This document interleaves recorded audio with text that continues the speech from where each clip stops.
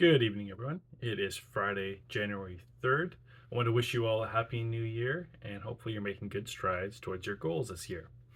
Today, I wanted to make a quick video on one of the observations I've made over the last few years, and that is how does society influence your personality?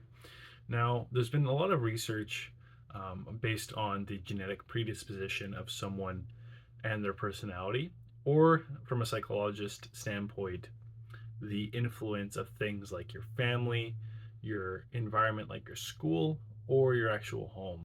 But today, I really wanted to focus on the more of the sociological aspect. So, Mike, what do you mean? One thing I've noticed is that when someone has a natural propensity for a specific personality trait, society ends up pushing them towards that. So, what do I mean by this? Let me give you an example. Think back to your own childhood, being 5, 6 years old, playing on the playground and going to recess. There's always maybe one or two kids that were always very skillful at something like soccer. Now, as I'm sure a lot of these kids grew older, their parents were pushing them into soccer to take camps, as well as their teachers. Okay, you should, go on the team and become better at this. And I think these were well-intentioned people. Develops confidence. There's a lot of benefits to sports, right? I'm not knocking sports.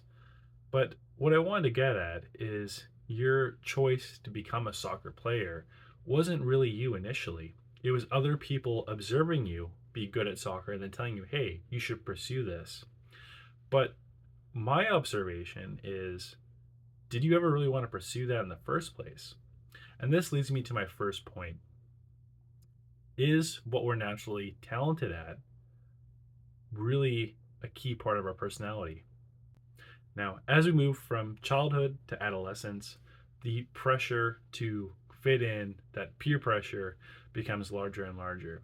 So we would be taking on that personality of a soccer player. We start hanging out with other soccer players, and we might actually start acting like a typical soccer player or a jock or something like that. But maybe that's not actually who we are. So one thing I've observed is maybe you actually have, maybe yes, you have the skill set for soccer, but does that mean you don't have skill sets for other things as well? Maybe you would be that good mathematician as well, but just you were first observed being a good soccer player, so that's what society pushes you into. And as we get older, because you want to fit in and kind of build those peer networks, you kind of suppress your own abilities in, say, mathematics, because that doesn't fit the archetype of being a good soccer player. And this leads me to my second question. For those things that we're not naturally talented at, does that mean we shouldn't be pursuing those things? Does that also mean we will never be naturally talented at those things if we choose to focus on them? When I, in my studies, when I was looking on the internet and went to the library, I couldn't find any kind of books relating to this topic. So if you have any insights or kind of comments and with your own experience, leave it down below. I'd love to hear it. And yeah, hopefully you all have a great night and enjoy the weekend. Thank you so much. Ciao.